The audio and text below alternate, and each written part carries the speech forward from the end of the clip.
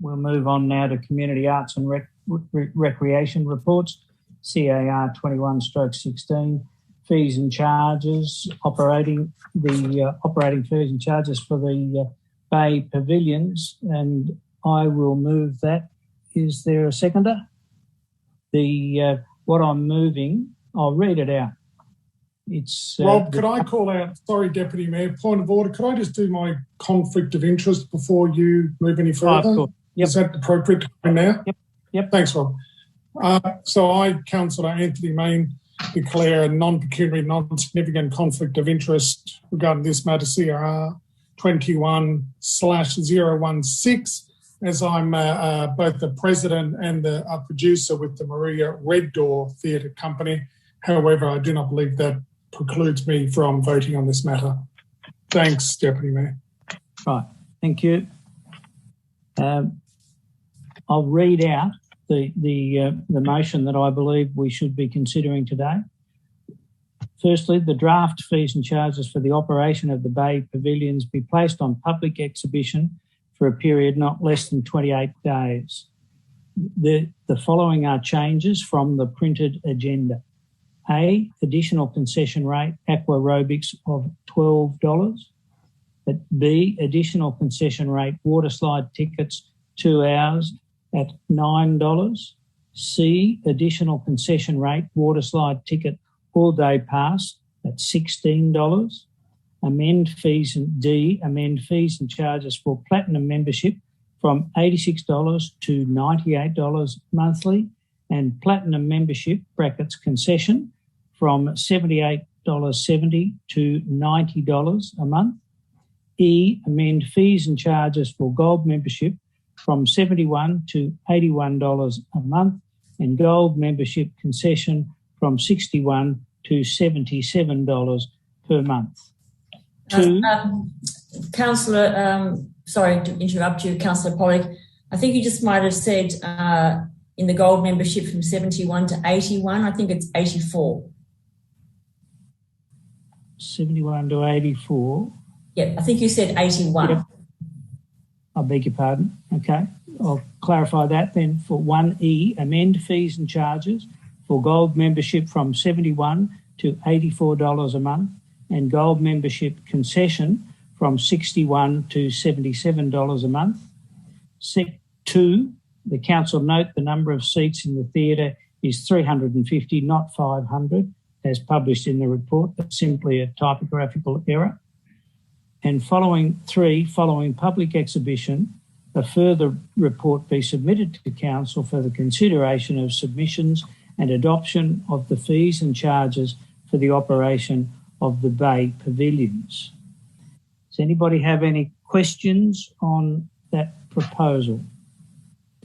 I do require a seconder. I'll second it. Seconded, Councillor Brown. Thank you. Any questions?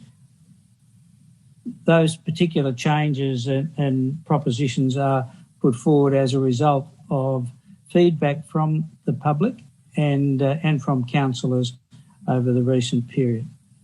So did you have a question, Councillor Brown? I just wanted to bring the attention to those who are watching and those who tend to look at our charges to see whether they're fair or unfair.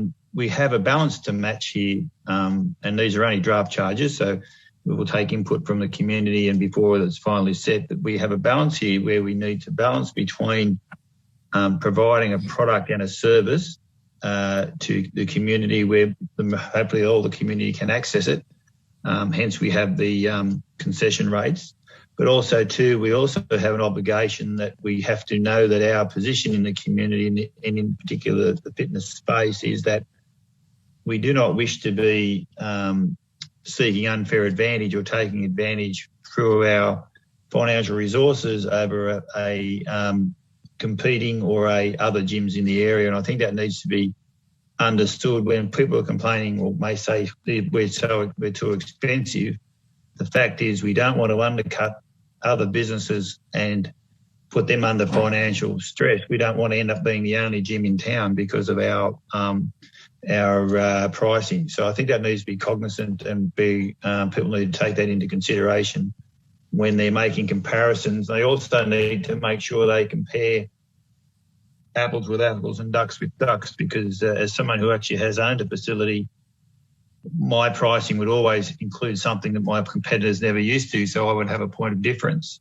So it's very difficult in time to actually drill down and make dollar-for-dollar comparisons because of the different products you offer, whether it be a pool, whether it be a play area, whether it be a gym or a sauna or a spa. It's very difficult there. So I do actually ask the community to actually drill down into the detail a bit more to make those comparisons. And I appreciate the staff's work in this incredible body of work to do that. I appreciate them coming back after Council's briefing last week where they're taking on points that I know that I made in regarding to the competition, the competitive nature of the business. And I appreciate what they've done and brought back what I feel is a fairly reasonable compromise on pricing that would suit the majority of the residents in the Batemans Bay area. Thank you. Sure. Any other questions or discussion? Maureen. You're on mute, Maureen. Thank you. Yeah. Thank you, Deputy Mayor. Through you, I'd like to pose a question to Director Arthur. In briefings, you've given us a very comprehensive comparison of how you reached the suggested fees and charges. Could you please give a brief outline as to how you did this? Because they certainly weren't plucked out of the air. Certainly, through you, Mr. Deputy Mayor. The fees and charges, the initial draft was put forward as part of the Otium business case that was put forward as part of our grant applications to actually build the facility. We also looked at further iterations of that in the latest business plan, which was of July last year. And then we've compared it to our own facilities. We already run pools, so we looked at what we offer and what the pricing points are there. And then earlier this year, just prior to going out for tender, we revisited all of the fees and charges because fees and charges are not static. Every facility operating will change them periodically. Council provides an update on fees and charges annually as part of our IPNR documents. So we also looked at what was happening regionally. Again, we revisited all of that. So just to give you an idea, we had a look at Ulladulla Leisure, Kiama Aquatics, Chermside Aquatics, Ballina. We looked at the Orange Civic Centre Theatre, the Griffith Regional Theatre, the Shoalhaven Art Gallery. We also looked at local and regional gyms, and we started to look at what the different price points were within that. And I think Councillor Brown is correct. There is no single offering. So some of the facilities, for example, will have a monthly fee that includes gym membership as well as classes. Others just have straight gym membership.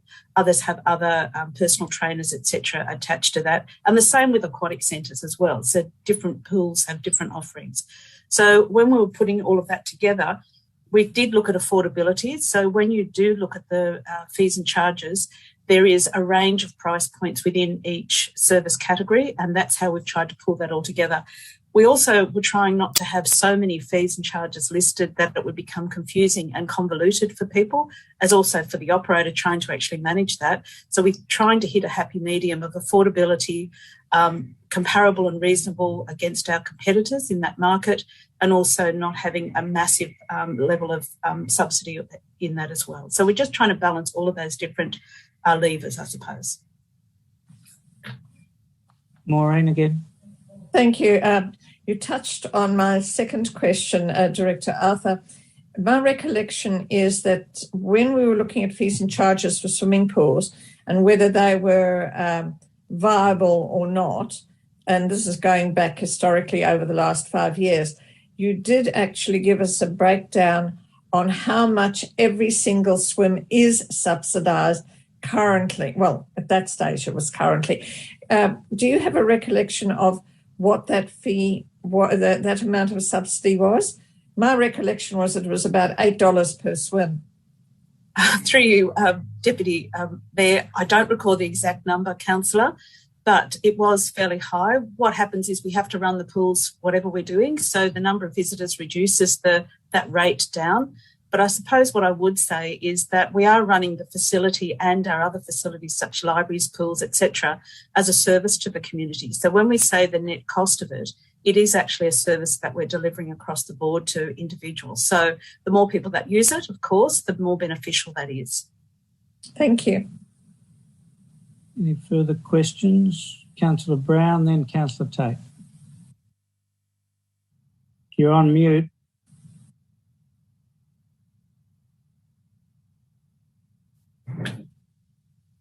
There you go. Sorry. My wife would love that button. I'll tell you. One thing I'd like to just check is in the workshop space. We obviously concentrate a lot about the space in which we're talking regarding gyms and stuff. But in the workshop space, there's the last fee and charge is a staff hire, single staff member, minimum 2 hours. Can I just have some explanation about what you feel that we're hiring staff for? Just some clarity, that's all. Certainly, through the Deputy Mayor, we need to include fees. Yep, we certainly need to include fees and charges where staff are required to assist if something's actually operating. That might be in the setup of a room for different hirers, or it might be providing services and supports while the room is being used. It might be someone providing technical support, for example, if they're doing some sort of commercial activity where they're running seminars or classes.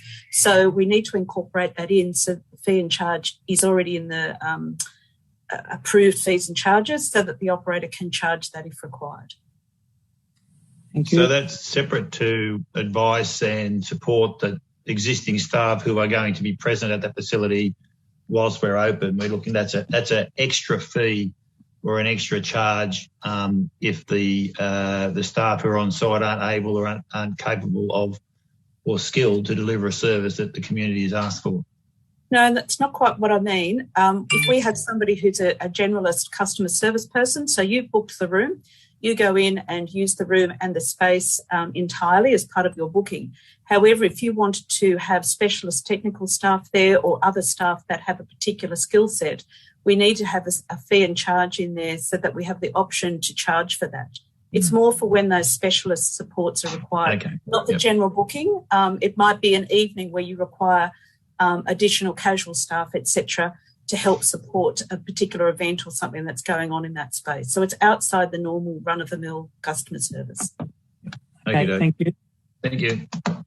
Jack. Yeah, through you, Deputy Mayor.